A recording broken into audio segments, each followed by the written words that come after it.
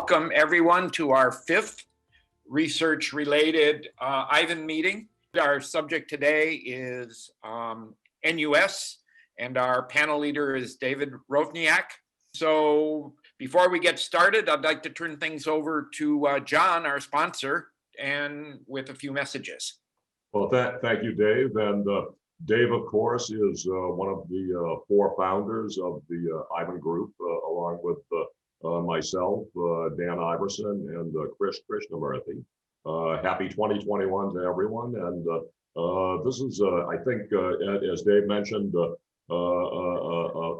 in the series, and I think a total of 10 or 11 IVAN meetings that we've had since last March. And we thank everyone for joining us. Also, the great panel of speakers that we have today. And we've got a couple of sponsors, of course, MR Resources and Q1 Instruments.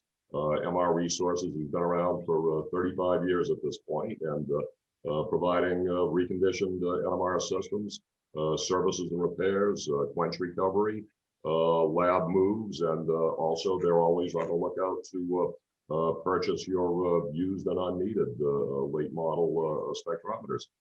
That said, I'll ask Don Bouchard of Q1 to give us a couple of words on the latest and greatest, if you would, Don. All right, thank you, John. Q1 invites you to get to know Q1. Q1 designs and manufactures complete NMR spectrometers from 400 to 600 megahertz for routine use in the research laboratory.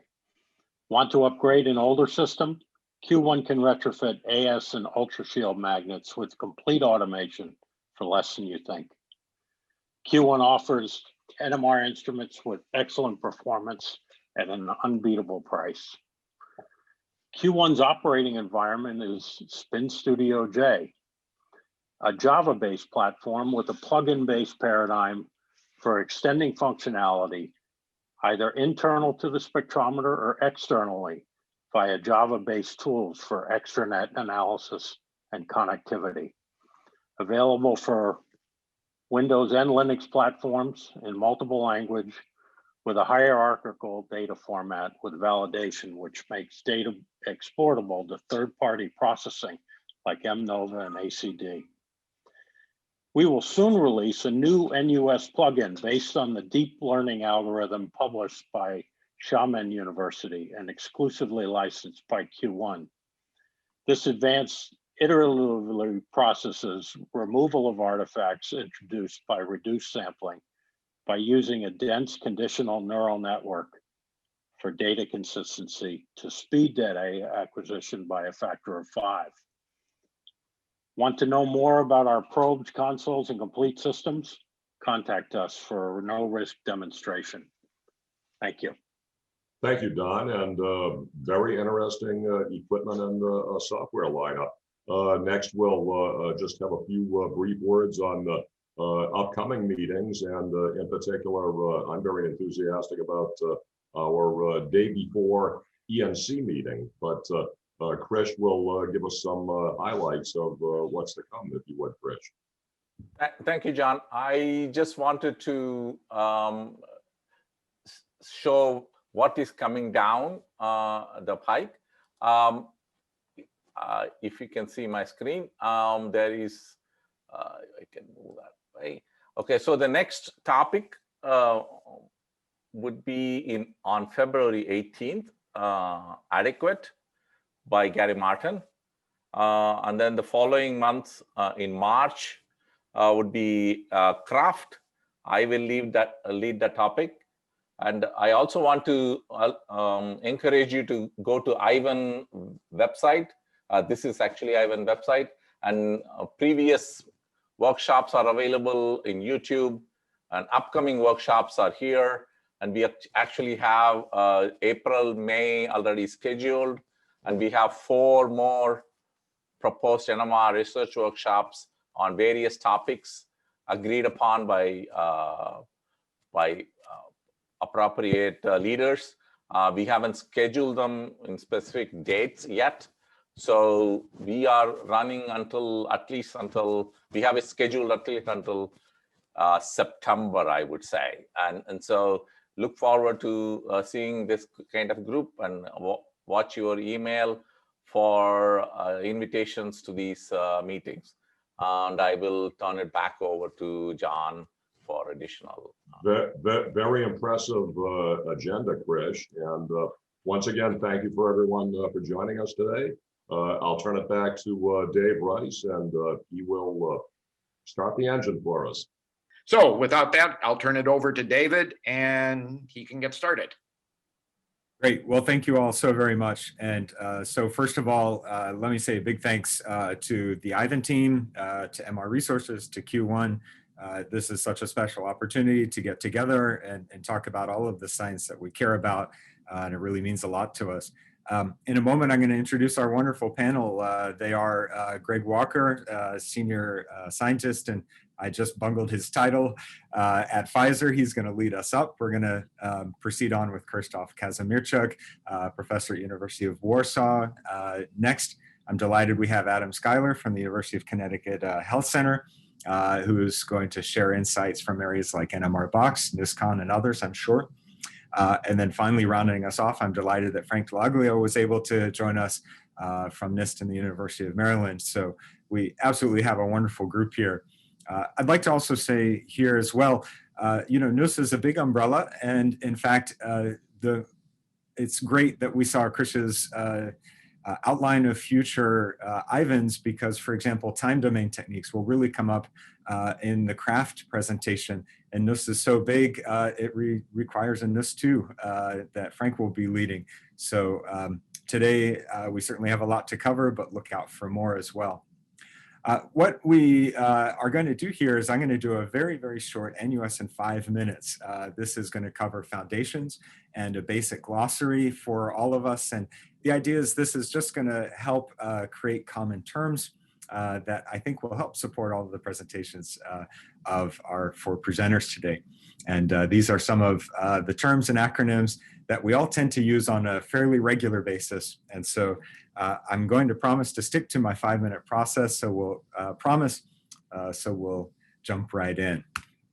So first of all, assumptions are that this group, I'm sure, is familiar with an ND-NMR and the Fourier transform. In particular, I'd like to draw our attention to indirect evolution periods. These are carefully designed delays and pulse sequences. And our first term is we tend to use the phrase uniform sampling when we're incrementing those indirect evolution periods in regular time increments known as the dwell time. What I really love about the NMR community is how much we have internalized a deep intuition for the Fourier transform. I think the NMR community has done a great job of developing that intuition. Just as a few highlights, that includes the Nyquist theorem and its impacts on folding. But I think all of us also know about the fact that the FT is power conserving. We may not know it's a named theorem. It's known as Parsifal's theorem. And it means that the Fourier transform is like life. What you get out of it is exactly what you put into it. So these are some of the foundations of the conventional approaches to ND-NMR. So then why do we go to NUS? So that's where the acronym comes from, non-uniform sampling. And a reasonable umbrella is, we could call this the practice of acquiring a subset of the time domain data. Definitions are always a little thorny. I don't claim that any of these definitions are perfect, but it's a decent signpost for us to follow. So NUS is not unique to NMR in many ways, even though NUS has been in the NMR community for 20 or 30 years. It's been around in other fields for even longer. And I think an assurance to the broader NMR community is how well developed, validated, and mature many of these methods are. I think that's something that's not always widely recognized, and it's important to say that. You may see some deprecated terms for a while. Many folks, and I'm guilty of this, were using terms like nonlinear sampling, NLS, and now we've replaced that generally with the NUS moniker, but you will also hear terms such as sparse sampling and compressed sampling.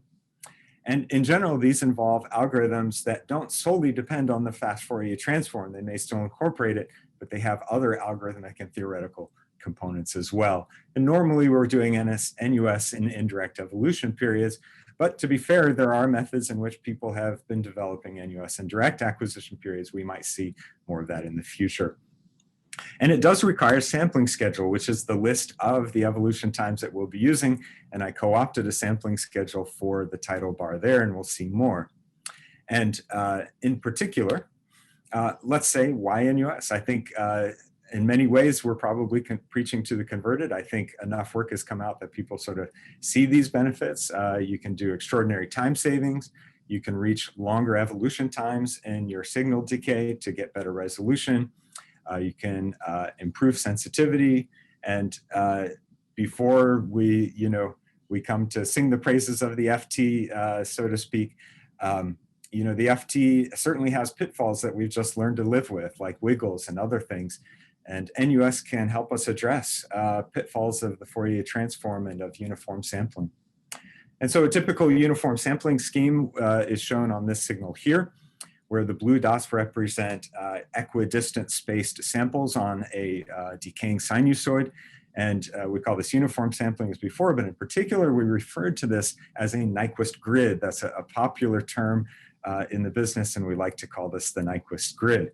So if we think about NUS, we're generally going to refer today, and you'll also see in the broader literature, most folks are working with NUS on the Nyquist grid, where you notice that the points were selected from the grid of uniformly sampled points.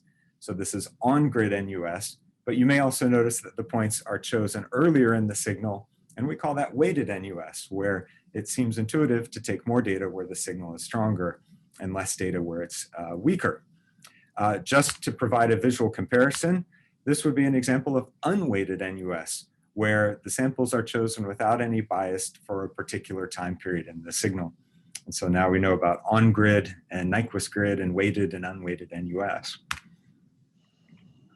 These are some of the different types of sampling schedules you can get depending on the dimensionality of NUS. Today, we're going to focus on the left-hand side, where I believe all of the speakers are going to mainly indicate NUS in one dimension, and the sampling schedules are illustrated there that are exemplary of what you find in that kind of application. But you can do NUS in 2 dimensions, such as in the middle, or you can even have 3D NUS applications, such as the cube on the right. When you're choosing your NUS samples, an important concept is the sampling probability density. This is the function which prescribes the likelihood of choosing a sample. And if you match the colors, you can probably see intuitively how this works. The blue curve shows an example of what I believe is an exponential probability density. So it chooses the samples according to the blue curve that you see. On the other hand, the black curve is an example of a different probability density. It starts steeply and ends more gradually. It's almost unweighted at the end. And in fact, this is a very well-known probability density called a Poisson gap sampling schedule. And when we're talking about NUS, we want to talk about coverage, the sparsity, the proportion of the Nyquist grid that we're sampling.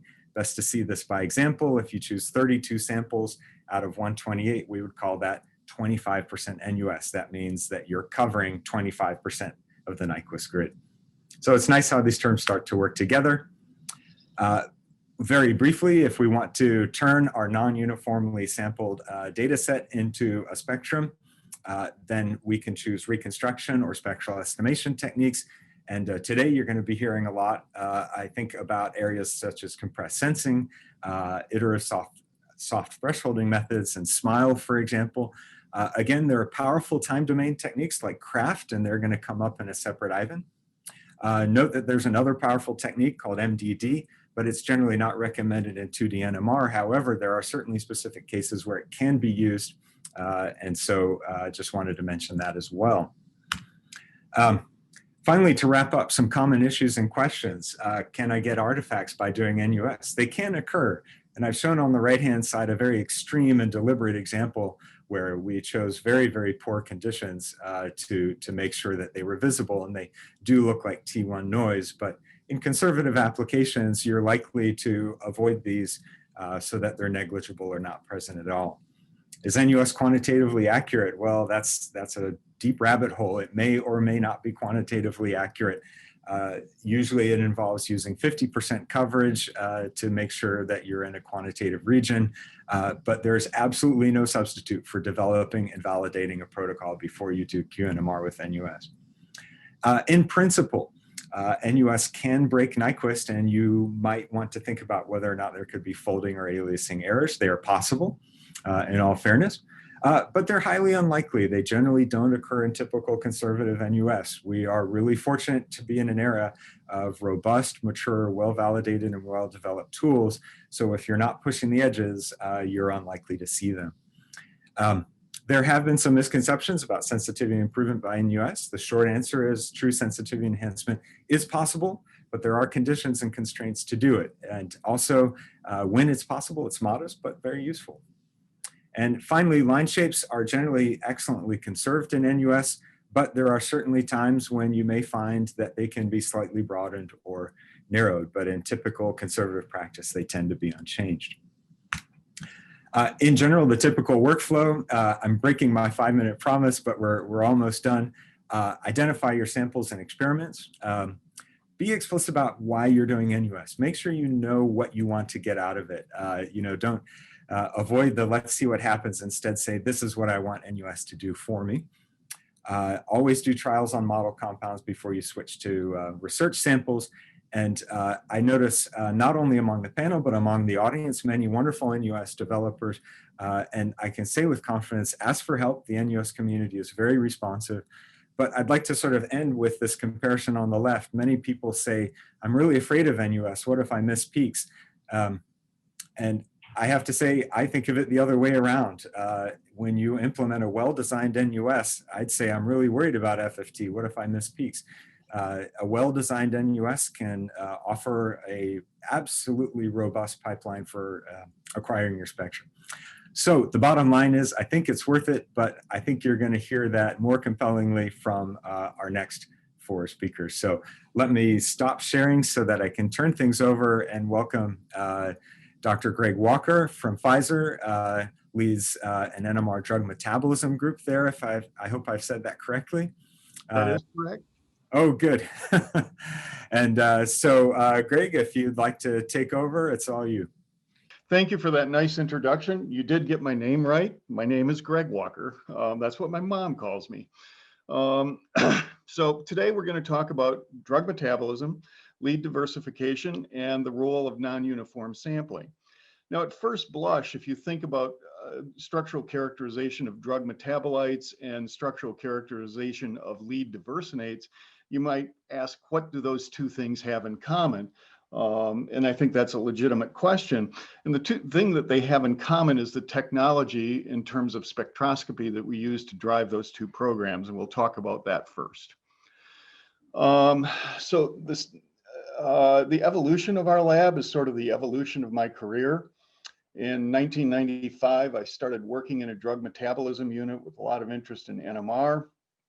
And there's been a lot of changes in the NMR world since 1995, but the overall process at arm's length is pretty much the same. You start with a couple milligrams of drug, you incubate them in a variety of systems. Probably the most defined are well-isolated enzyme systems, which we often use. And the most ill-defined are whole body animal studies, rats and humans, that sort of thing. And in any case, no matter what the incubate, we hope to get 1 to 4 metabolites out of it. That's what we typically get. And they're all at the microgram level, which are then subsequently isolated by LC, and then characterized and quantitated by mass spec and NMR. The quantitative aspect of NMR is something that has helped us a great deal, and maybe that's a topic for a different time, but I'm glad to see quantitative NMR is on the schedule. So that's the drug metabolism side of things. Well, I moved to Pfizer, I moved to Connecticut in about 2016. There was a couple of folks that were in the chemistry side of things that were working on modifying leads using enzymes of one sort or another. My group had a lot of experience with enzymes. We had the NMR set up to do low-level materials. And through that, we sort of built a collaboration. Actually, the 2 people that drove that are now in our group, and I work with them every single day. And if you look at, one of them was Manjinder Lal, and if you look at Manj's protocol, it pretty much is the same as a metabolite. You start with a couple of milligrams, you incubate it in a variety of ways. Some of them enzymatic, some of them chemical. We now do a lot of chemistry, low-level chemistry. We hope to get 1 to 6 different entities. The products are all microgram level. And then again, we characterize and quantitate by mass spec and NMR. So our equipment and our software, we have 2 NMR systems, 2 600s. They are busy. They're busy roughly about 75% of the time. They both have microcryoprobes on them. They have sample jets, and we use pretty much standard structural elucidation kind of pulse sequences on them. The CMC SE is always a good place to start. The software that controls them, we use Topspin 3.2 on the Avance and 4.0 on the Neo. And in terms of NUS, which is what we're all here for, it's pretty standard Brooker acquisition. We use the unweighted. We go between 30 and 50% of the traditional acquisition times. And that all takes place in terms of the setup, obviously. When it comes to sample transformations, we use standard Brooker compressed sensing, which is based on iterative reweighted least squares analysis. And then once we get that data acquired and it comes out of the lab and we're sort of doing our structural interpretation, that's where we use Mestre's data, which is a modified iterative soft thresholding. A couple of points before we finish up this slide. I started this in 2011, looking at non-uniform sampling. This was back when I think the only thing available, at least to me, was MDD kind of transformations. And one of the things that concerned me was making sure that this would be accepted by regulatory agencies. So I've had an ongoing comparison between standard acquisition and non-uniform sampling acquisitions. And the other is a couple of points for vendors. The Brooker folks and the Mestre folks have both had, over the last sort of crazy year, ways to try and reach out to the NMR community, and they have a number of good online seminars that have been held, and there's links for them on my slide. All right, an example of metabolism. This is a pretty typical result from one of our metabolic studies. We were interested in this compound up here. Can we see my cursor? Okay. So we were interested in this compound, and one of my coworkers had a specific metabolite that he was interested in, but he said, okay, Greg is not nearly busy enough. I'm going to isolate all of the metabolites and ask him to characterize all of them and quantitate them. And the difference is, with this particular project, we then took all of the metabolites that were quantitated and structurally characterized and then resubmitted them back into the pharmacology group so that we could get additional SAR. And this actually proved to be really important. This increased our influence within the drug development or drug discovery group. And a good example is this particular compound here. This was not predicted to have pharmacological activity, but it did. It had roughly, it had better than the parent, in fact. So just a couple of spectra to show that we actually did collect data. This is the parent on the bottom. This is the isolated metabolite on the top. You've got a proton that's missing over here and an HSQC that was indeed recorded with non-uniform sampling at about a 50% rate. So if we move on to lead diversification, we wanted to try this and see what the impact was with the NMR, how fast we could go, how low we could go, just sort of get a feel for it. And we chose 3 different compounds, imatinib, nevirapine, and quinidine. And we tried 2 different chemistries on them, trifluoromethylation and adding a cyclobutyl through some radical chemistries. The reaction volume was 100 microliters, and we started again with 2 milligrams of material. Now, we've got really good data on all 3 of these compounds, but I'm only going to talk about imatinib for time reasons.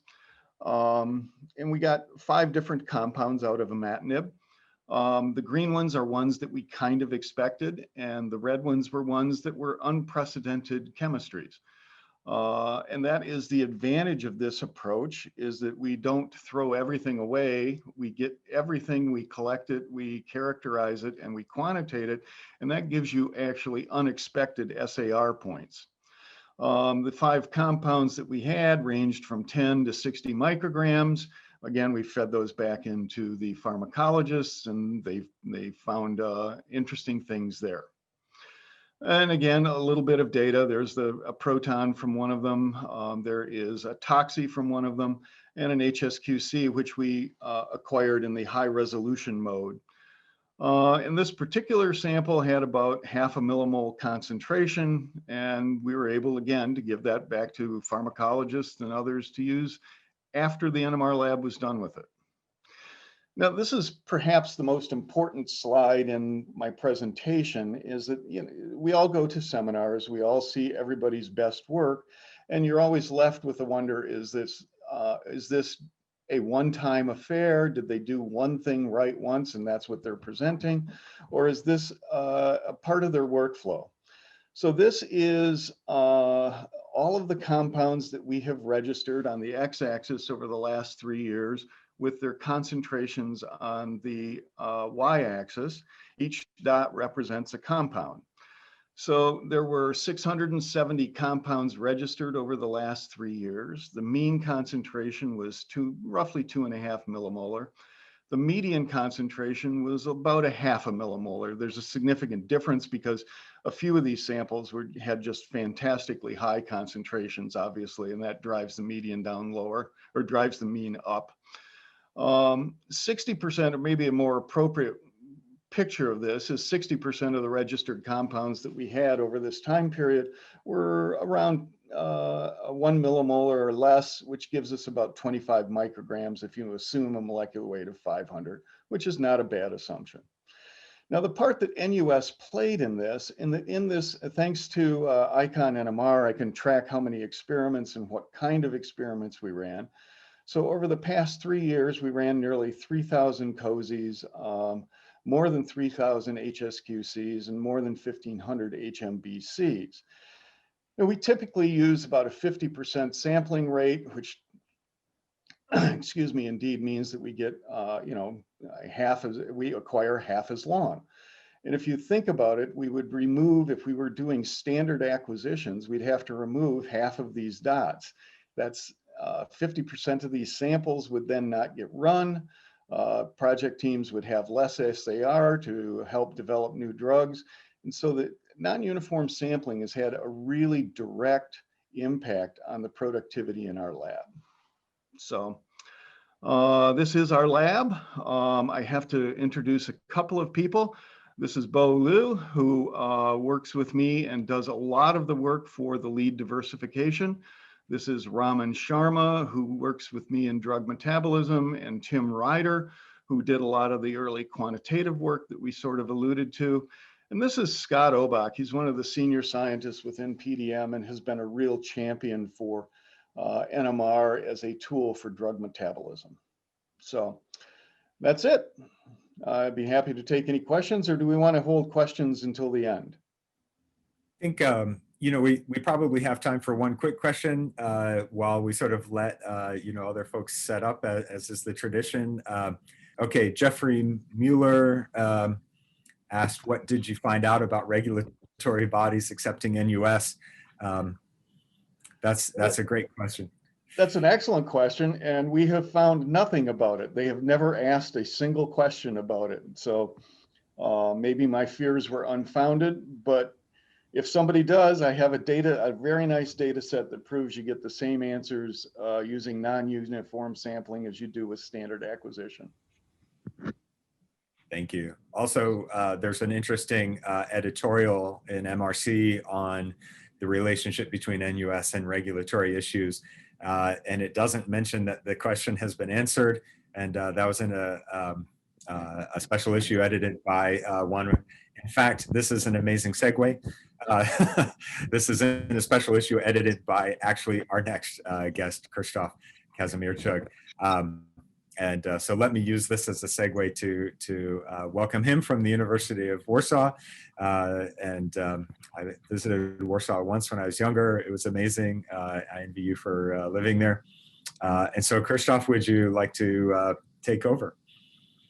Oh, thank you for the introduction. So I will start maybe with 3 slides showing the piece of software I'm developing for the last 10 years or so. The software basically does NUS reconstruction. So what David introduced during the first presentation. The software is called MDD-NMR, although the name might be a bit misleading because it includes various kinds of reconstruction, not only MDD method, but originally it included MDD method only. It can be downloaded from mddnmr.spectrino.com, or you can just Google MDD-NMR. That should lead you to the right point.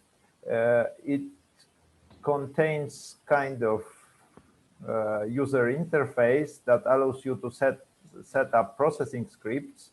And as you can see, it includes various methods of reconstruction. So you can choose between MDD, various compressed sensing algorithms, like IRLS that was mentioned during Greg's presentation, or iterative soft thresholding. And you can also choose low rank reconstruction.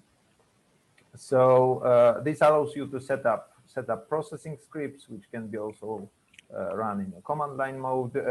And the processing scripts, they use NMR pipe workflow, although they've been developed before NMR pipe supported NUS. So they are a bit more complex than it's done right now with HMS-IST, for example, or SMILE. So you don't use MDD-NMR as a one-liner in NMR pipe scripts, but you set up two scripts with QMDD or by hand, and they are sort of wrappers for MDD-NMR. But we are going to change it very soon. So soon, I think MDD-NMR will be one-liner inside NMR pipe scripts. So for some people, it might be easier to use, although this graphical user interface is also very handy, and some people use it even for fully sampled data to process it with Fourier transform, because it basically sets up the conversion and processing with NMR pipe. Okay, but I would like to talk about our more recent results that are very much related to non-uniform sampling. They are implemented in a prototype scripts and MATLAB-based software so far. But I hope if they find interest, we will also include them into MDD-NMR. But still, the scripts can be downloaded from our website, and I hope you will find them interesting. So what I'm going to talk about is something that I call non-stationary NMR. I'm going to discuss how to include various factors as extra dimensions in multidimensional NMR spectroscopy. And these factors I would call non-Fourier dimensions. So something that affects the signal, but in non-oscillatory way. So, okay, to come back to basics, in opposition to non-stationary signal, the stationary signal is just what you find on the first pages of NMR textbooks. So this is a signal that has constant frequency in time, like standard FID signal, and you can process it with Fourier transform, as you know, and you get nice Lorentzian peaks, sometimes with some wiggles like truncation artifacts, but basically this is very familiar object. Now, what happens if you measure a signal whose frequency varies in time? For example, according to such a simple linear model. So you have a signal whose frequency increases linearly in time, for example. Now, if you process it with Fourier transform, then you get a picture that is probably well known to some of you from early days of NMR spectroscopy. So you have this kind of strange artifacts. But you can think of alternative processing. So you can think of a variant of Fourier transform that actually, besides frequency in the kernel, involves also rate of change of frequency in time. So instead of frequency here, we have a model of change of frequency. Okay, and then by using such a formula, on the output, we get two-dimensional object. On one axis, we get frequency, and on the other, we get a rate of change of frequency in a linear model. And if we process the signal from the previous picture, we get such an object.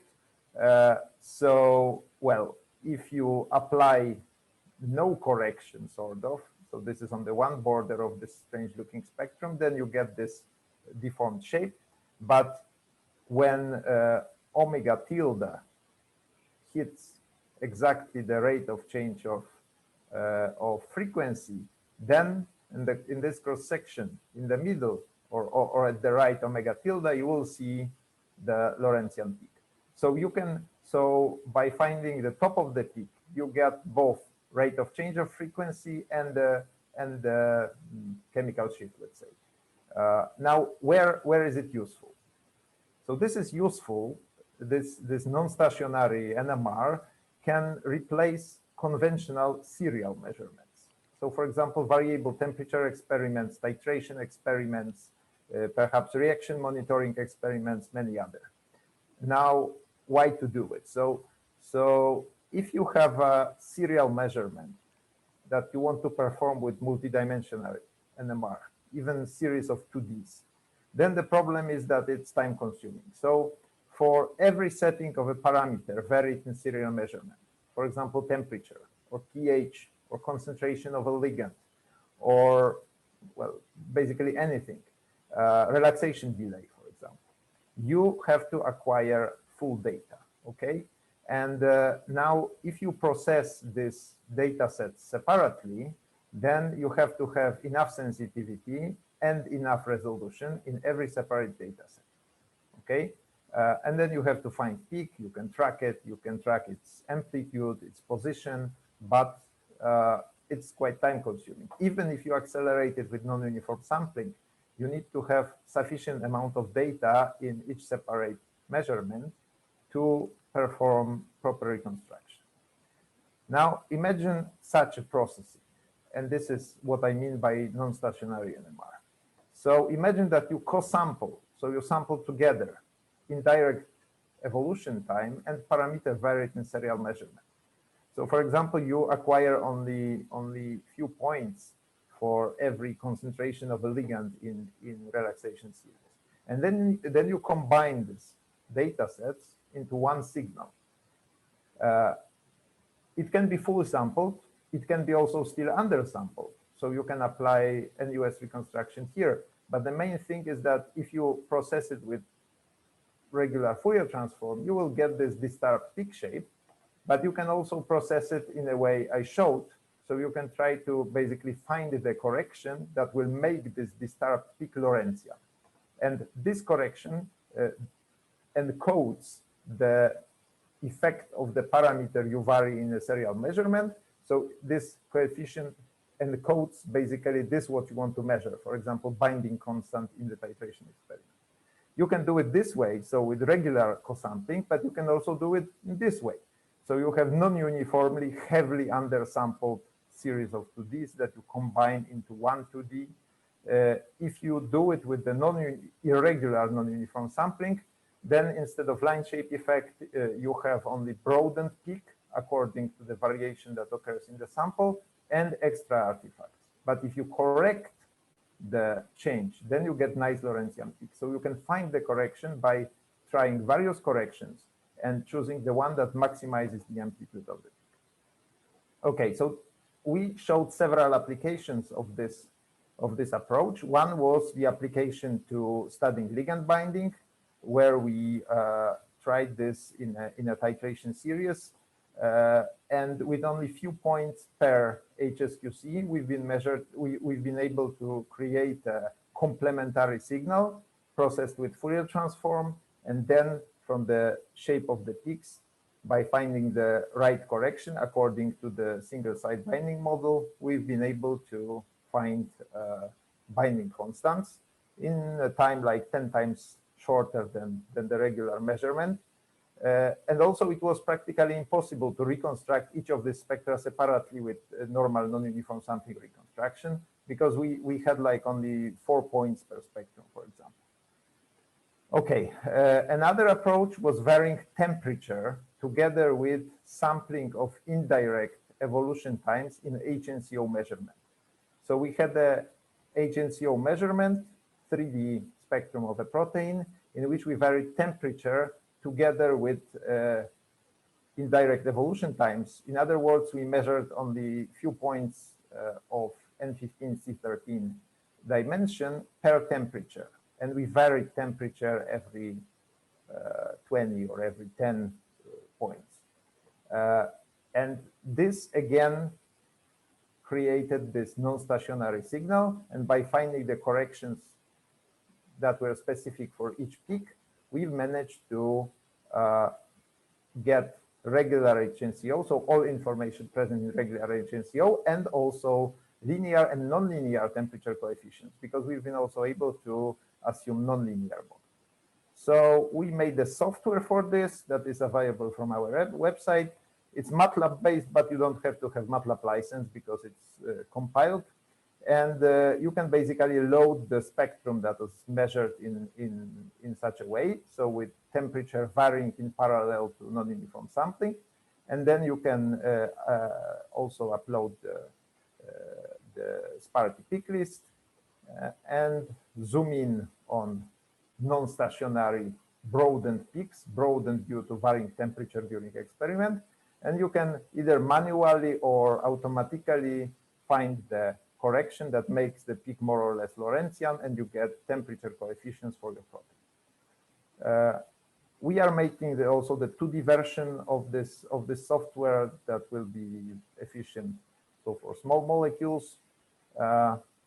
Okay, and the last example also of temperature result studies is application to pure shift spectra of small molecules.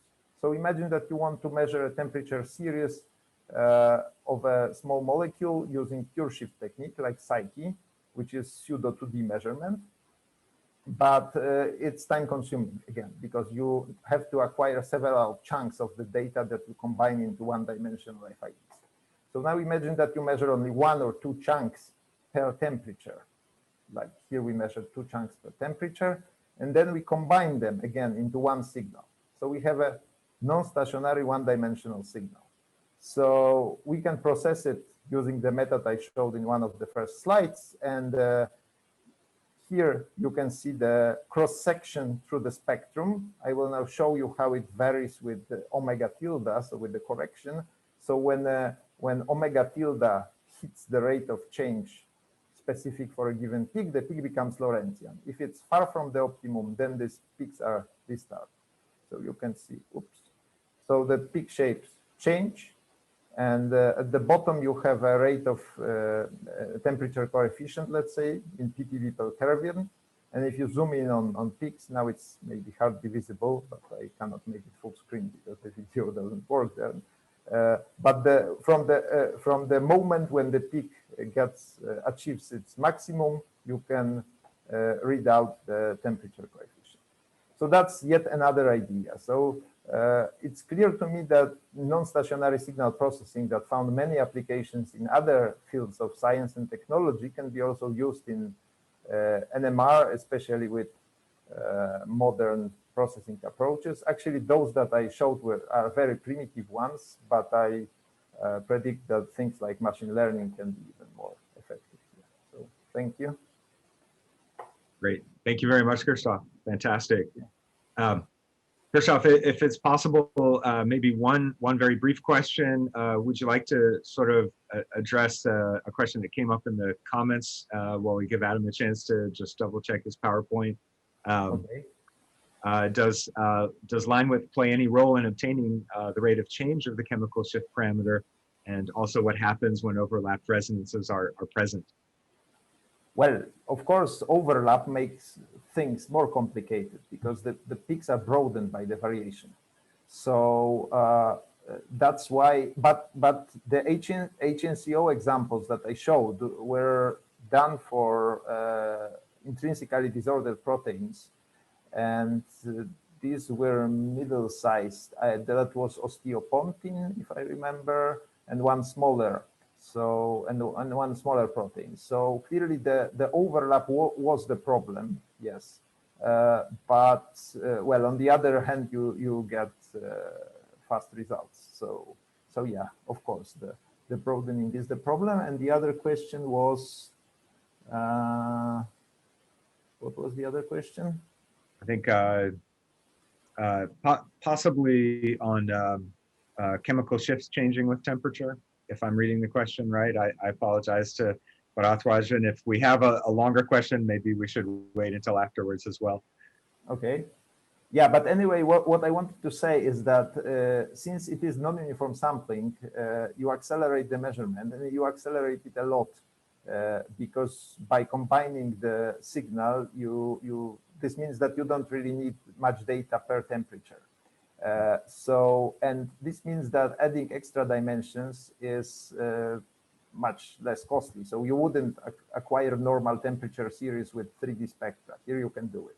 So yeah, the peaks get broadened, but you have extra dimensions for free, which sort of solves the problem partially. And actually, we compare with conventional 2D spectra of this of the same protein, and peaks are, of course, much less resolved there.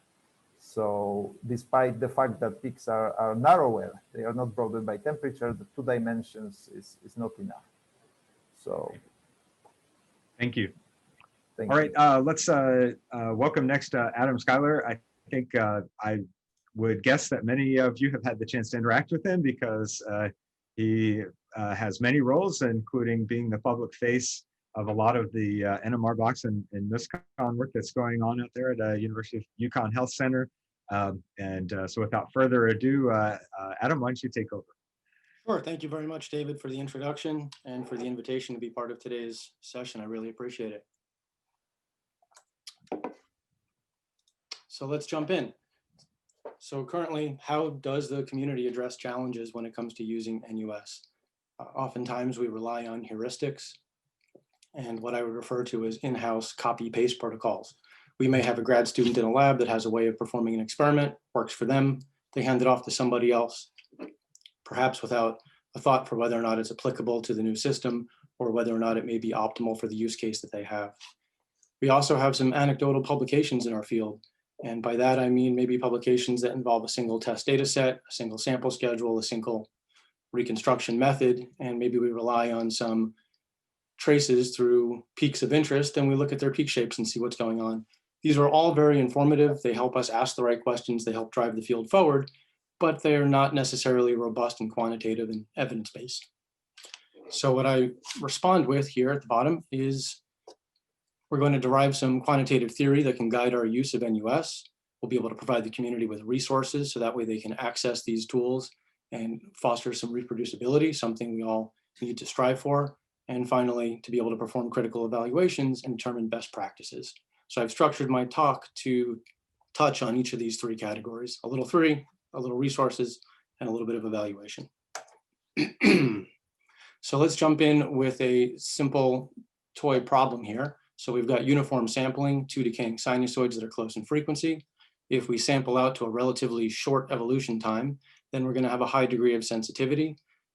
That's because we're capturing these signals at their largest intensities, but we still have a relatively low degree of resolution. It's hard to discern the difference between these 2 components. If we go out to longer evolution times, then we're going to flip those observations. Now we're going to have lower sensitivity, but we are going to have higher resolution. We can start to tell the difference between these components. So what we observe here is that uniform sampling forces a trade-off between sensitivity and resolution. And as you'll see in this graphic in the top right corner, that trade-off is represented by this dashed line over here for uniform sampling. What we'd like to be able to do with non-uniform sampling is simultaneously improve both resolution and sensitivity. And we can do that by biasing our FID collection to short evolution times. And we can also still collect some FIDs at long evolution times. And of course, if we follow these 2 guides here, we can also shorten our experiment time in some cases. So it looks like a win-win all around, but when we work into the NUS regime, we now introduce some complications that we need to address. So How many FIDs do you need to collect? How do you choose which ones to collect? How do you reconstruct the spectra when you have some missing data? And how do you minimize artifacts introduced by NUS? So I'll step through a couple of these topics here. The first one having to do with how many FIDs do you collect?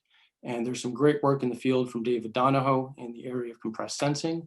But I hear that today Frank is going to be diving a little deeper into this topic. So I'm going to take a pass on this and just put a teaser here for now. So more to come soon.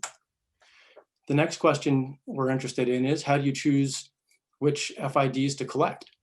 So here you can see a random sample schedule on the left.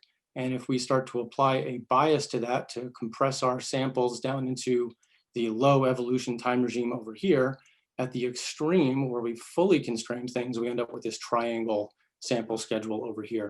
And as you may guess, in reality, most reasonable sample schedules are going to come somewhere between those two extremes.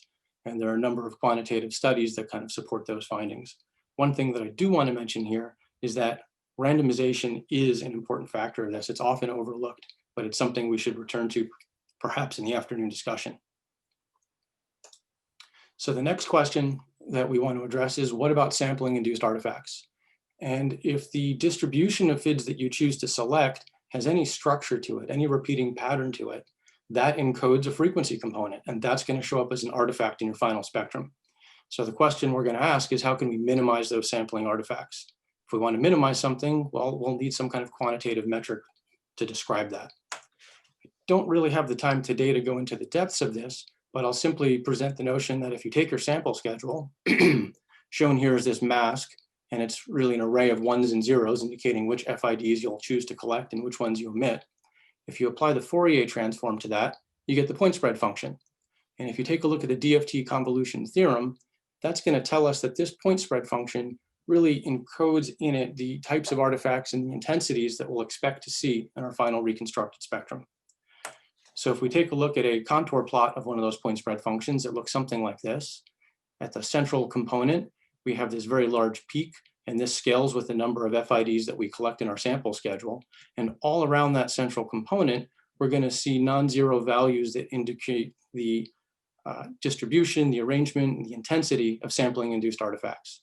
So if we quite simply take the ratio between that peak and the largest value off that peak, that's the peak to side lobe ratio, and that single scalar gives us a good quantitative read on the magnitude of the sampling artifacts we may expect to see in our final spectrum. So this is a really simple thing that you can do before you collect your experiment, and it can give you some information about how your sample schedule may potentially fail you down the road. So the next topic here is to really convert some of the theory that I've just quickly thrown at you into practice. So here are a bunch of metrics that describe spectral properties, and these are all things that you can compute before you run your experiment.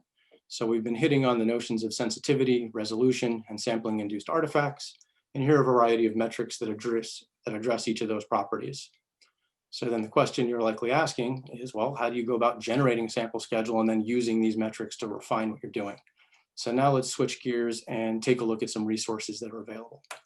The first one I want to share with you is a software program that I wrote called NUS-Tool. I also want to acknowledge Levi Kraft, graduate student in the lab. He's been instrumental in delivering this software program to the community, so thank you, Levi. And this tool is a utility for generating and analyzing NUS sample schedules. Basic idea is it's a graphical user interface that'll guide you through the selection of parameters for various sampling schemes. You can see some of those listed down here. The program itself is modular, so it's very easy to include sampling schemes from people in the community. So for example, the quantile sampling method from David Rovnyak, that's included in here, as well as Poisson gap from Sven Hibberts and Gerhard Wagner at Harvard. Once you generate your sample schedules in here, there's an entire analysis panel that'll walk you through using some of those metrics I already presented. That way you can get a good quantitative sense for how well your sample schedules may perform. And there are going to be a lot of new features that come into NUS-Tool in the year ahead, so stay tuned for more on that. The next resource I want to bring your attention to is NMR Box, and more formally, we are known as the National Center for Biomolecular NMR Data Processing and Analysis. We are funded by NIH as a National Center P41 grant, and one of the deliverables of our National Center is the NMR Box platform. You can see a screenshot of it down here, and it's a virtualized computing environment. It's an Ubuntu operating system, and you can connect to this using the terminal if you like, or you can get a full graphical display like this using a real VNC connection. This is backed by a whole bunch of hardware, and this keeps growing constantly. We've got 200 plus software packages from the community that are pre-installed in this environment, and it's something that's free to those of you with academic, government, and nonprofit affiliations. We are looking to roll out a commercial version of NMR Box at some point in the future, so stay tuned for more information on that. Some of the key features of NMR Box: it's zero configuration. You get your free account pretty much just by providing your name and email address. And once you connect, all the software is there. You don't have to install anything. You don't have to configure anything. It's just ready to go. It's a very large computing resource. It works well as a shared computing resource. Most people in the NMR world typically do a reconstruction or some data analysis task, and they need a lot of computing power for a brief period of time. So it's something that we can share amongst the community, and lots of people can have access to very large quantities of computing when they need it. It's something that also fosters collaboration and a sense of community. We're closing in on 3,000 users around the world. And altogether, we've been running a ton of workshops and academic courses and seminars, and all the training materials and things that go into these workshops. A lot of materials from some of the panelists today are in there as well. Benefit the entire community. You can go back to the archive, access those slides, video streams. All the data sets are archived in NMR Box, so you can go back and run through these sessions independently on your own. Here's just a quick rundown of some of the software packages that have good usage inside our platform. Certainly don't expect you to kind of read through these at this point. Just point out it's an active community. People are accessing a lot of different software programs for a lot of different reasons. And so far, it's been a great way to distribute software to our colleagues. Here's a quick summary of the resources that I've touched on for NMR Box. I mentioned you can connect to it using real VNC to get a virtual desktop. If you prefer the terminal, you can connect by SSH. Our website has a lot more information about our project, and it's a good way to get in touch with us either by email if you have questions, or our relatively new Slack workspace. And there's information on our website about how to connect to that. I've already mentioned the training materials. Those are all also linked on our website and inside NMR Box. So the final resource that I want to touch on today is NUSCON, and it's in response to the question, well, what are the best practices for designing and processing NUS experiments? So we've come up with this non-uniform sampling contest, and the idea here is to engage the community, present a number of NMR challenges, and see what that community can do to come up with the best approaches to processing that data. So here's the quick overview of the workflow. We start with some uniformly sampled data. Here might be the spectrum. We generate a sample schedule. We subsample that uniformly sampled experiment and present this NUS data to the community as a challenge data set. They come up with contestant scripts, and this is a way to process that data using any of the software tools inside NMR Box. Once we've collected those contestant scripts, we then go back and inject some synthetic peaks. And this is by way of a phenomenal synthetic peak injection program that Frank wrote.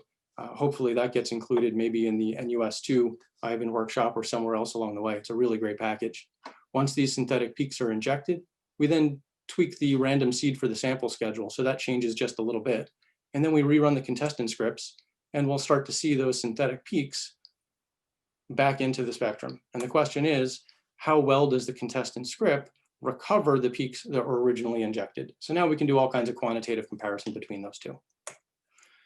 Currently, here are some of the contestants that are in the NUSCON competition, the software packages that they represent, and the different methods that they touch on. So it's a pretty diverse crowd.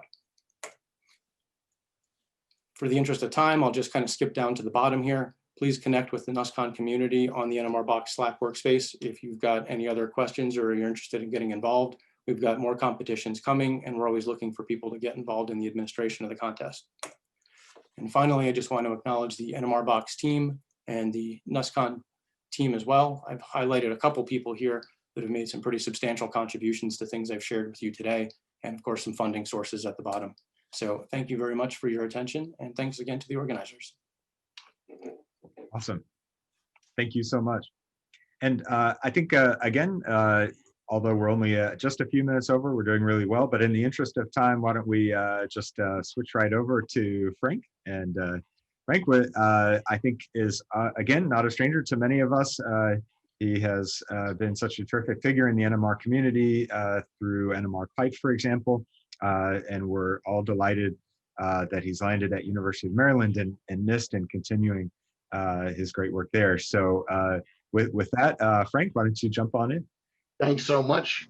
Really cool presentations to follow up on. So welcome everyone. Happy 2021. I won't keep you long. I'm going to explain a couple of little lessons about non-uniform sampling that are among my favorite ones. And we've heard them alluded to just a little bit today. So here's one thing that I think is one of the best things to know if you want to use non-uniform sampling, which is the number of samples that you take depends on the complexity of your spectra, the number of signals in the spectra. And we're going to show a little example.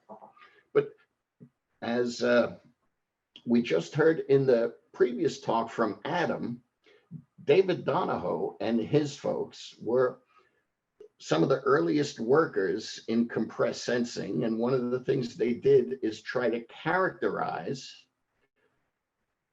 how many signals or how many samples that you need in order to generate a good reconstruction. And this is what they call a phase diagram of their work.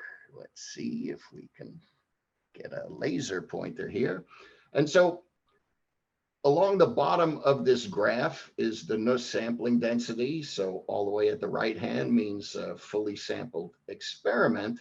And along the vertical axis is the ratio of the number of signals in the data to the size of the data.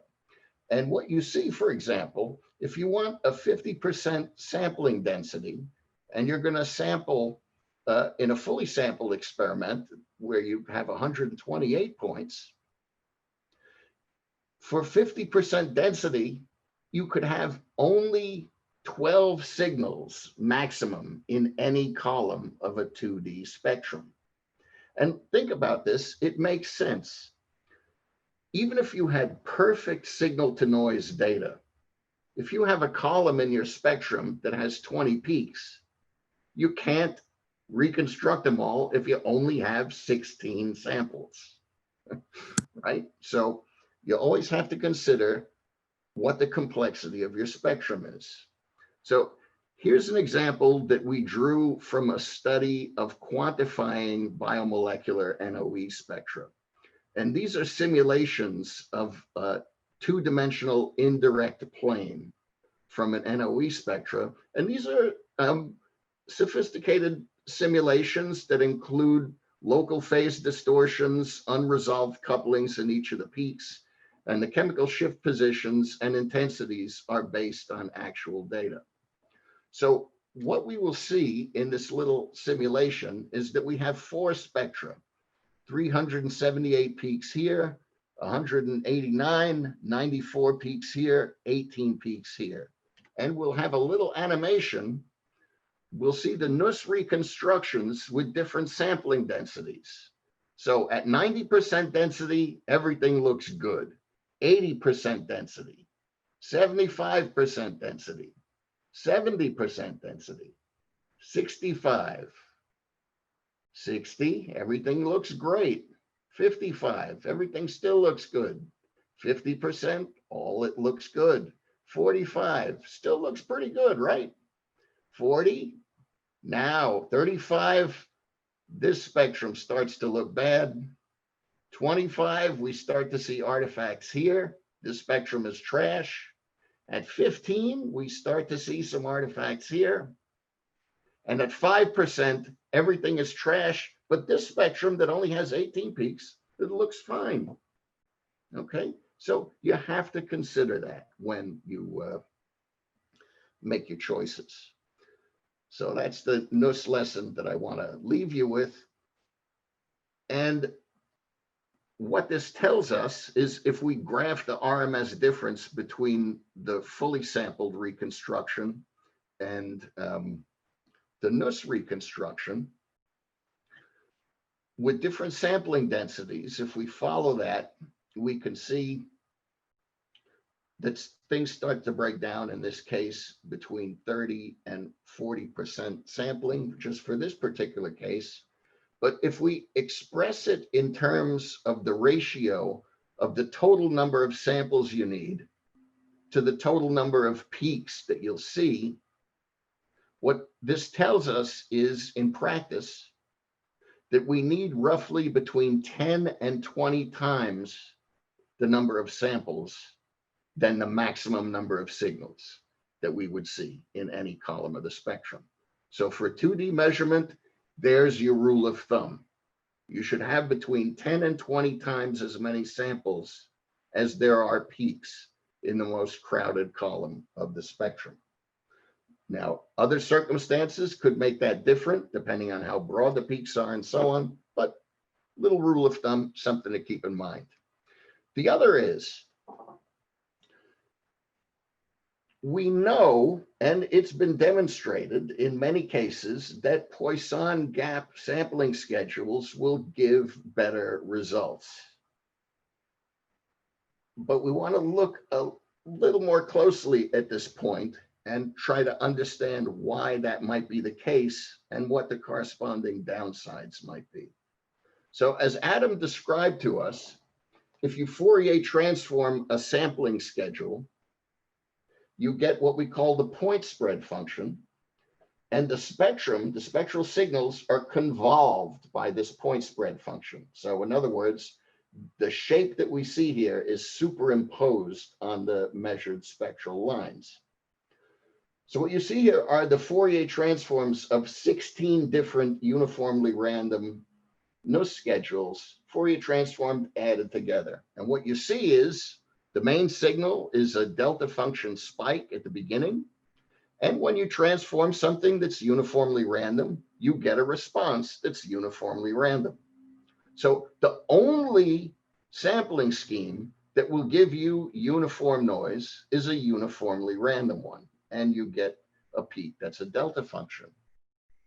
If you use a weighted sampling scheme, so these are the point spread functions of 16 different Poisson gap non-uniform sampling schedules, okay? So, but look what happens here.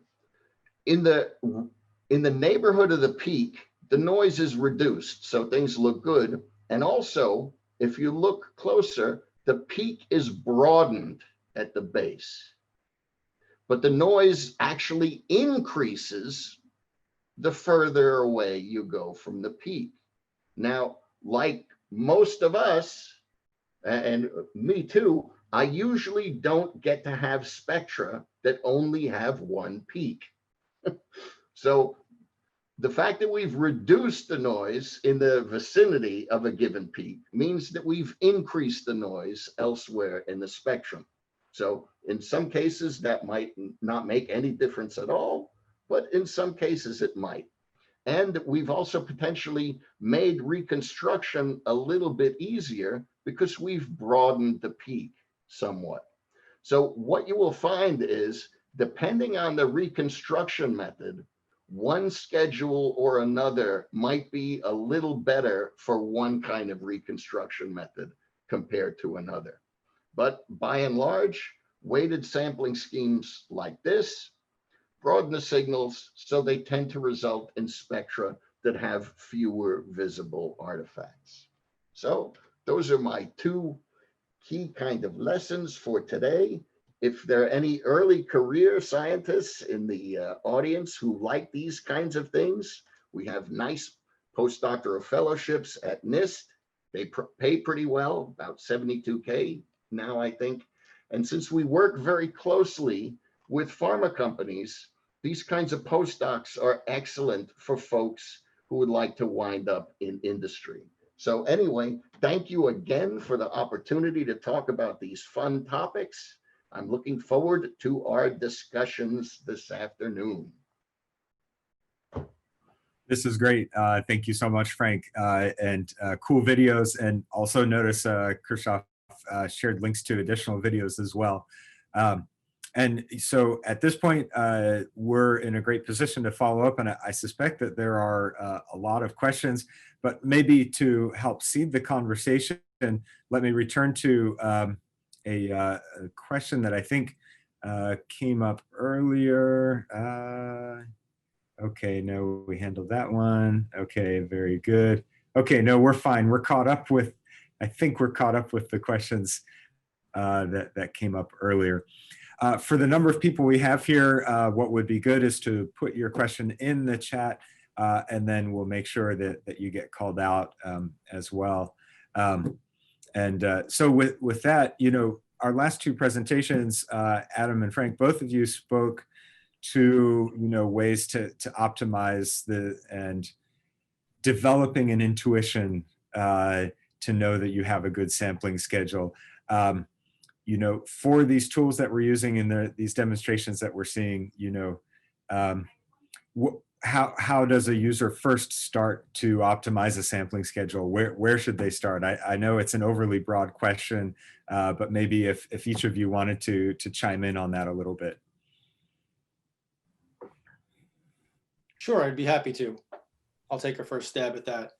So as I showed with the NUS tool program, there's some pretty simple metrics you can use as a first pass. So if you sit there and start to generate sample schedules and play with some of the input parameters where you change the strength of the bias, or you change your coverage, you can directly take a look at how those metrics change as you make your parameter changes. So that's one way to start to optimize. And you can also then see the importance of the random seed and how significant those metrics may change in response to that. So it's a good idea to keep in mind that variation does come into play. If you wanted to go one step further, and I think this would also address the points you raised, David, earlier about quantitative NMR. If you work with synthetic peaks and you start to inject a variety of peaks at different intensities with different properties, you can start to build calibration curves and see how they're recovered under different processing workflows. You can play around with the spacing between closely spaced peaks and the intensity of them. These are some of the things that we do in the NUSCON workflow, and that can give you a little bit more of a visual, a little bit more of a direct feel for what you're actually doing to your experimental data. Thank you.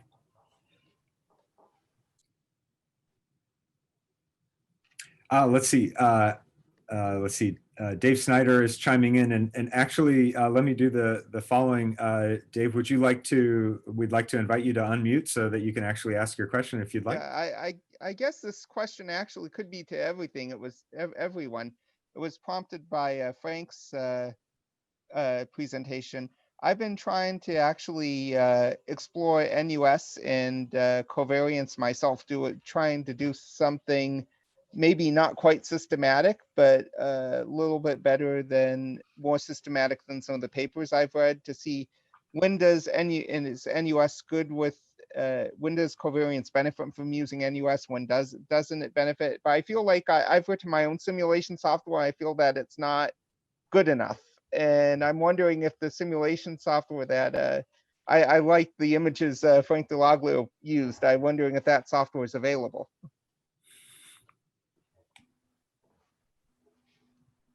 It is available. It's part of NMR pipe, but it's not documented in any way except in some of the scripts that we've made from NUSCON. So yeah, it's available. You'd have to scratch your head a little bit to figure out how to use it, but I think this is an excellent referral, you know, to the NMR box platform. Right. You know, that I think this is a great referral to this platform where initially it's a pretty big sandbox and there are a lot of tools there, but I think some of the environment you're looking for might be there, and then you can start emailing Adam and Frank and other NMR box users for that. But actually, I think it's a really good idea and a good question to further develop the combination of NUS and covariance. I'm really glad you're raising that. Thank you. Yeah, my software is available on MATLAB Central File Exchange for what it's worth, if anybody wants to use it. But Sure. It's not as good as Frank's. Thank you. Feel free to post a link in the chat. Okay. All right. David, if I could just add one follow-up to that in response to David's comment there. Very recently, we've been able to get MATLAB licensed and installed on the NMR Box platform. So for those of you that have compiled applications, we've always been able to support those, but now you can come to NMR Box, run a full interactive session in MATLAB, develop some of your own programs there, and certainly install them there. So David Snyder, I'd love to hear more about what you have software-wise, so maybe we can put that in the platform. That's good to know. Thank you. And Alexandra Letsky, would you like to jump in with the next question? Oh, sorry, I had to unmute myself. Oh, I basically typed it in the chat that Frank Delaglio has given a nice rule of thumb for 2D sampling that should be at least 10, 20 times the number of expected peaks in a given dimension. Well, my question is there a similar rule of thumb for 3D sampling schedule, or is it something not that easy to formulate? That's a great question. And in fact, there was the animation that I showed you used NOE data from a publication about ENOEs from Beat Vogel's group in Colorado. So that topic is discussed in there. And the way we approach it in a semi-qualitative way is to think about it in terms of a degree of freedom kind of problem. So think about what it takes to describe a two-dimensional peak, right? So a two-dimensional peak has an intensity, and at very least, it has a couple of line width parameters and a couple of position parameters. So in order for a sampling schedule to describe a two-dimensional signal, it has to have at least 5 parameters. And you have to have enough parameters to make up for the fact that the data is not noise-free. And the signal is not necessarily an ideal one. So you might need additional parameters to help describe things like unresolved couplings and so forth. But we came up with our rules of thumb in terms of the number of hypothetical parameters it would take to describe a peak table for the spectrum. So you could think about it in terms of that. A 3-dimensional peak would need 2 positions, 3 positions, and 3 line widths and an intensity. So the ratio of that number of parameters to the number of samples is what you would pay attention to. Does it make sense? Yeah. Yep. Great. Thank you, Frank. Great answer. And, let me just pause and invite our other panelists are also welcome to chime in too as well. And let's see, I think Juan Aguilar has posted a question. Juan, you want to jump on in? And there's always a danger sometimes audio and other things don't You're work. muted, yes.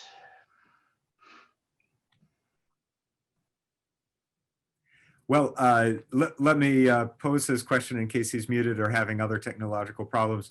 And I may partly know the answer to this question as well. Also, have the analysis of the Poisson distribution been published? And I think he's referring to the Poisson gap scheduling. I think that's been studied extensively. Yeah. I think Sven Heberts is in the group today too. He might have a comment about it. Yeah. I think it's a well-studied, well-used sampling scheduler. And in most every application, it yields a better looking spectrum. Mm-hmm. Exactly what was the question about sampling? Well, I believe Frank in his presentation showed point spread function characteristics of PG2 schedules, sort of. And so I think Juan Aguilar was asking, has any of that type of analysis been published before?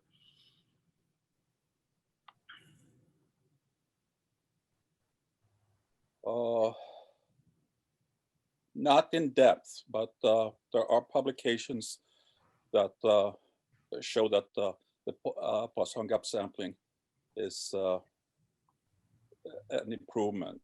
Mm-hmm. Yeah. it also has that effect that you don't have to set any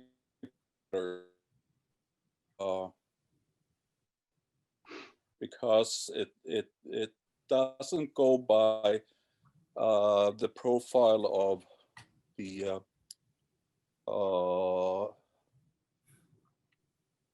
sample or the system. It goes by trying to satisfy the reconstruction more than the data itself. Thank you. And just for the benefit of the rest of the group, I think Sven may have cut in and out once or twice. Let me just mention again, he pointed out you don't need to enter any parameters when you're using Poisson-Gap 2. It's auto-configured for you. And by the way, I'm calling it Poisson-Gap 2. It's what the rest of us call Poisson-Gap. Actually, I should say in the paper that I mentioned during the glossary, there is a study also there of point spread functions of Poisson-Gap schedules too. But what Frank pointed out and what Juan summarized in the chat are correct. It is an example of weighting, shifting the point spread function to the edges.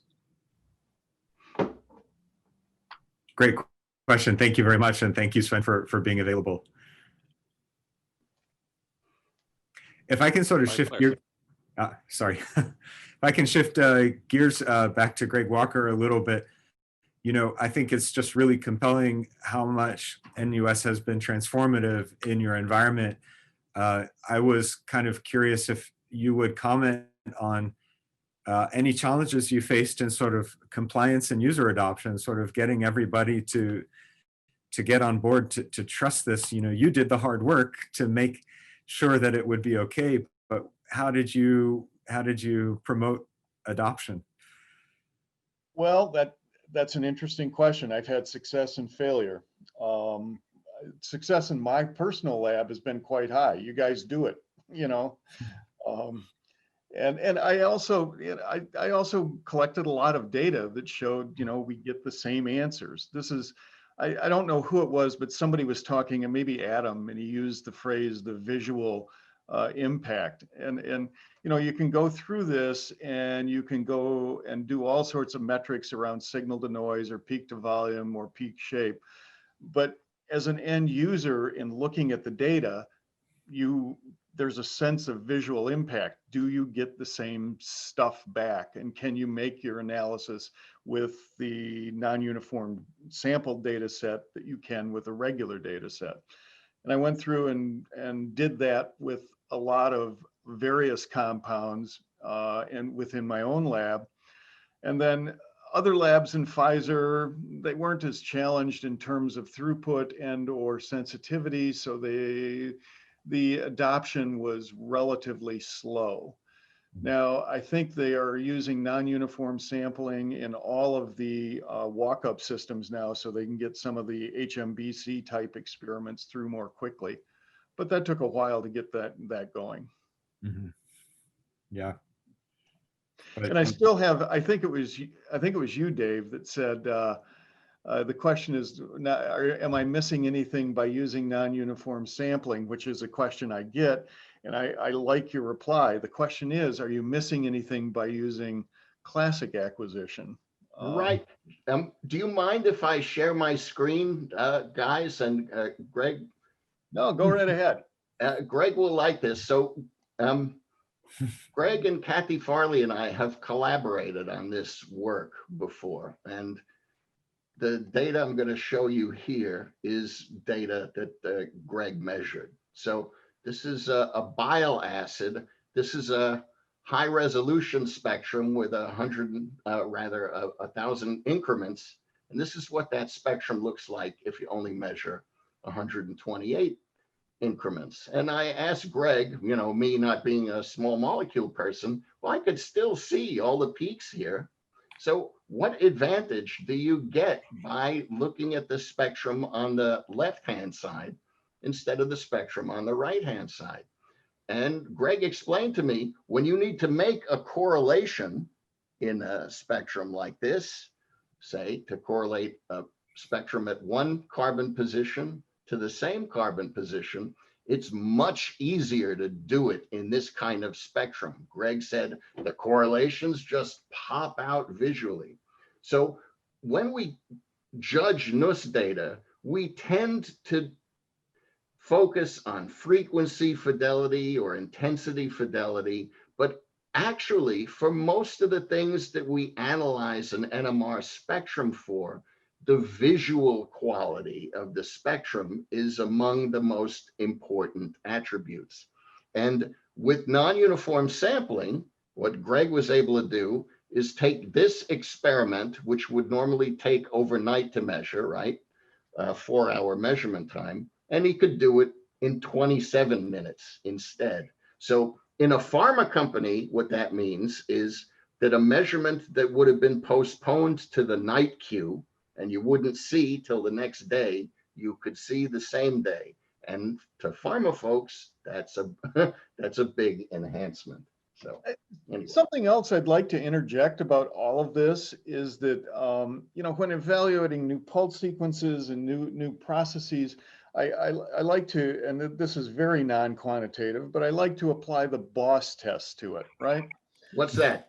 The boss test is this. Your boss has a meeting the next day at 9 o'clock and you're setting up an experiment. Is this thing going to work? And, some experiments fail the boss test, but I have never had non-uniform sampling produce the way that we're using it. And I have to say,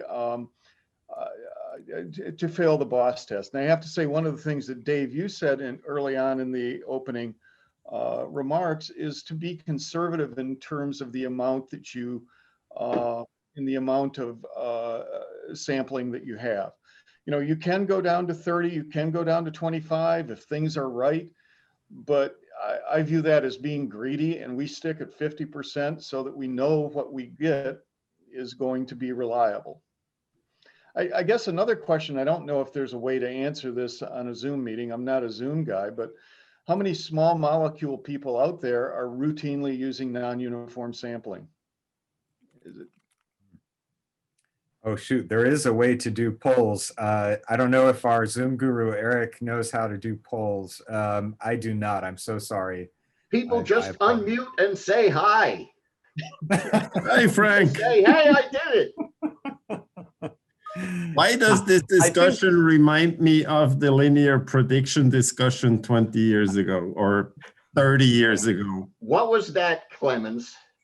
Oh, everybody was going, oh, you can't do linear prediction without doing a non-predicted Fourier transform and comparing the data. Is linear prediction going to introduce peaks or take peaks out? It sounds exactly the same. So I've put it in the chat. If we decide to make all the default experiments NUS, then a lot of people will use it because they don't know any better. Clemens, you are fast. You are faster than me in clicking that unmute button. I was going to just make the same statement about linear prediction a few years ago. I have a different question, if I may, to Frank. Your point about number of peaks versus how many points you must have was an aha moment for me. I have been facing similar things in my work as well. But the question I have for you shouldn't that be more dependent upon really the I don't know, you can't see me, I didn't put the video on, but I am using my hands to I can't see it, Chris.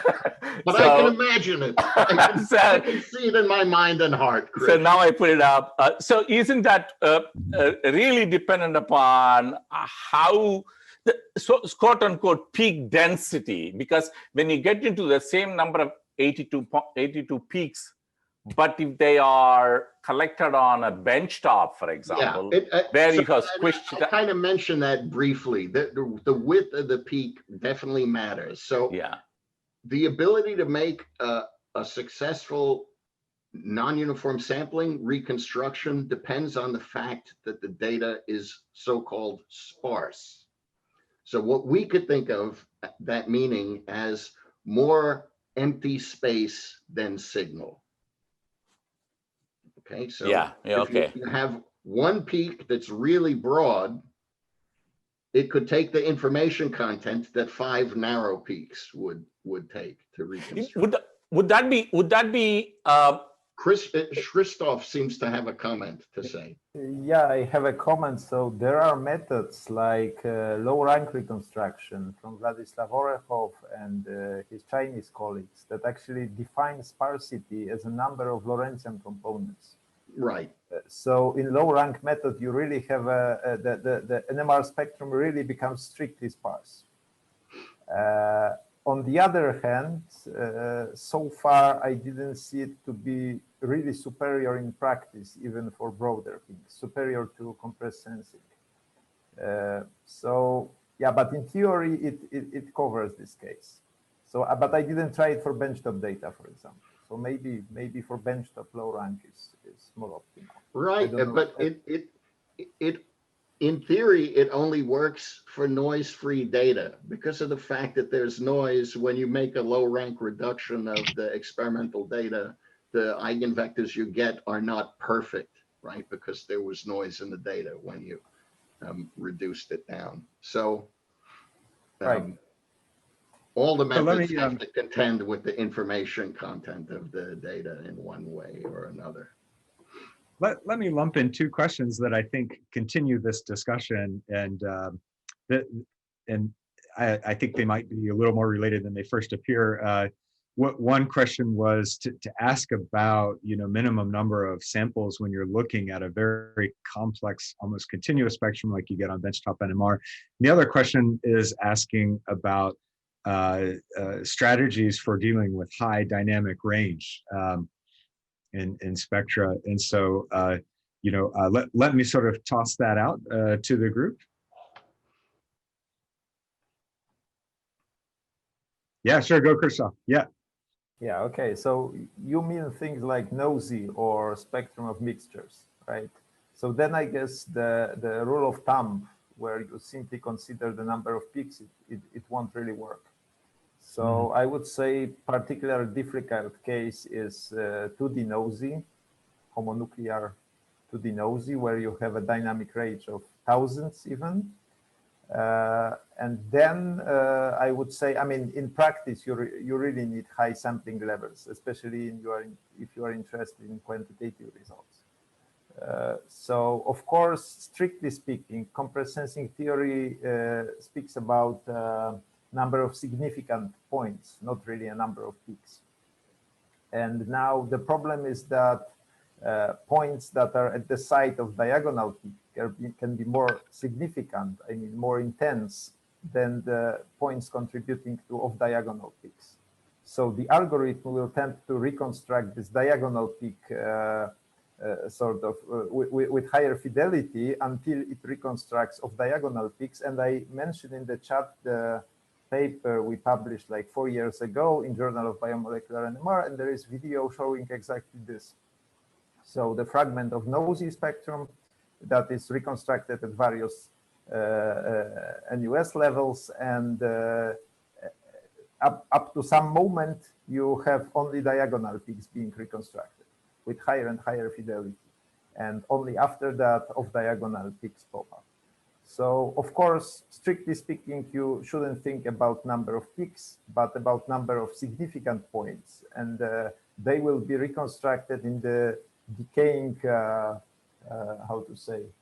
order of significance. So you will have first, the algorithm will first reconstruct points contributing to diagonal peak if they are higher than off-diagonal peaks. That's great. Okay. I would just share sort of a pragmatic example. I think it's another case where we still have people in the community tackling this in an empirical fashion, where, when you want to see if a spectrum is amenable to NUS, if it can detect weak peaks in the presence of a very large dynamic range of order of 10 to the third or more, just try it. See what results you get. It's been very effective for many people. There's nice work from Tatiana's lab where they've very carefully fleshed out parameters to do NUS in high dynamic range. Sorry, Krzysztof.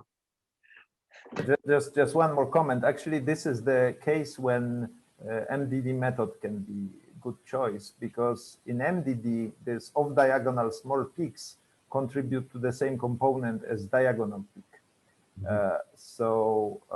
Yeah, so you have less unknowns in your model, in fact, than for triple resonance spectra. And also reconstruction of the small components, it gains from the fact that there is also large components. So my experience is that for nosy, contrary to triple resonance, for example, the MDD can work even better than compressed sensing methods. Okay, thank you. Yeah, thank you. No, great point. And really briefly, I wanted to make sure to give Adam a chance. You know, I know that there are upcoming NUSCON competitions. I know we were running short on time. I wanted to make sure to give you a chance to chime in, actually, on future NUSCON announcements and future competitions. Sure, thanks, David. Yeah, we're putting together some challenge data sets that'll get announced around the time that ENC 2021 kicks off. And those announcements will be posted on the NMR Box website, in our Slack space. And we've got an email list that people have subscribed to through our website. So we'll spread the word when the time's ready, and we look forward to people participating in that. Fantastic, thank you. You know, I think continuing this question, this line of discussion on the integrity of reconstructions, you know, I would like to invite the panel to comment on our reconstructions. Do they have any assumptions about line shapes, you know, and, you know, do you need to worry about having a large non-Lorentzian blob in your spectrum? And so I'd like to sort of invite the panel to weigh in on that. Oh, I'll make a comment. So as an example, the SMILE reconstruction method decomposes spectrum into multidimensional exponentials. And so some people might guess that means you only can really use it on signals that are Lorentzian in nature, but that's not really true. What it means is that whatever the line shape is, it will be decomposed into as many exponentials as is needed to describe that particular signal envelope.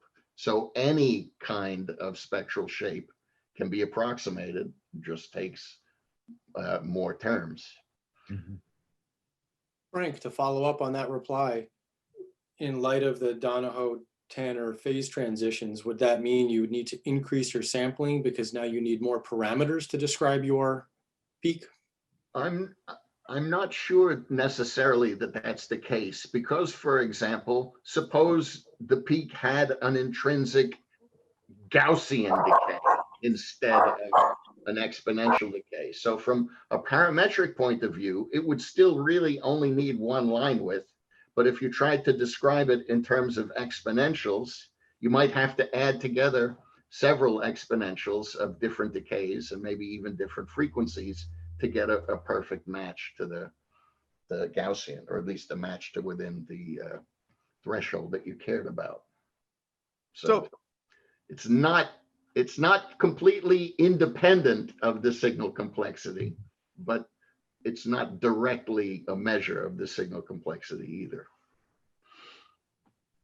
So I'm starting to notice we are starting to see people loop off, and I was sort of saving what I thought would be a fun question that I'd like to sort of ask each panelist to sort of give their 10-second response to, which is what do you think are some of the key frontiers we should pay attention to? What are we going to be talking about in the 2025 NUS-IVAN meeting? And so what do you think are the one or two frontiers that we're going to be talking about in the 2025 NUS? And because I know I can pick on Frank, I'm going to ask Frank to jump in first. Oh, what I hope is that we're not going to be talking so much about reconstruction, and we're going to be talking about how parameters are extracted from the data, because that's what we show up for. right? We don't show up for a spectral reconstruction. We show up to get an answer from an NMR spectrum. Awesome. Thank you. Thank you. I love that. I totally agree. Let's see. Adam, you're next to Frank in my screen, so I'll pick on you next. Sure, and I'm sorry, but I'm going to give a pretty similar response because a lot of the tools that we put together in NMR Box and some of the other initiatives we focus on has to do with somebody not spending their time looking through a form and picking parameters. The idea is they've got a biological system they're interested in. What information do they want to extract from it? And they want to get to that information. As many of the intermediates as we can bundle into well-informed automated procedures that give us optimal results, we should be just pushing a button at the beginning of the pipeline. Fantastic. And I'm just going around my particular Zoom screen. Greg, do you want to jump in next? Sure, I'll take an easy out. If I reference Clement's comment earlier, I think that maybe in 5 years we're going to be looking back at non-uniform sampling the way we are looking back at linear prediction, and there will be some new technique out there that will have to do with data processing, but we're going to be having a beer going, oh, you remember the old days of non-uniform sampling? Awesome. Thank you. And Krzysztof, you presented a lot of methods, so we'll end with you. What do you think we'll talk about in the 2025 NUS? Well, I'm sure the trendy term machine learning will appear more often, even more often. So I think it will also solve to some extent the problem with adjusting parameters. But that's easy to predict. I mean, the awesome. number of publications with this trendy word is growing, no matter whether it makes sense or not. It opens many doors. Okay, thanks. That's awesome. Well, I will take sort of the chair's privilege and say if somebody were to ask me that question, I'm really excited to see us return to developing off-grid methods. I just have a gut feeling that we have a lot of unrealized potential there. And maybe that's it too. And the work that Adam's been involved with partial component sampling, I think that's something I'd love to see in the 2025 IVAN or sooner. I think it's cool stuff. Thank you all so much. It looks like people are looping off and we've had a fantastic session. I'd like to again thank Chris, the IVAN organizers, MR Resources, Q1. We are so grateful for you. And at this point, Dave Rice or John, would you all like to jump in with some closing comments? Can I make a comment before I pass it to Dave?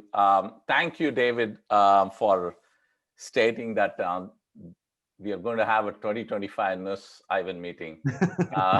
We are planning to do that for many years. Chris has already got a panel leader for it. Yeah, Dave, you're on the hook. Okay. I'll do it. Dave Rice, you can take over. Well, with that, I'll hand things over to John and to if he has any words for all of us. Well, I'll chime in with my usual 2 cents. That all I can say is, wow, what a 2021 IVAN kickoff meeting, and to our panelists and presenters today. You guys are just raising the bar higher and higher for us, and we've got our work cut out for future meetings. Absolutely fantastic job. Very, very popular topic, and I can't do enough to express my appreciation. And great job, Dave. Back to you, and we'll have to close things out for the day.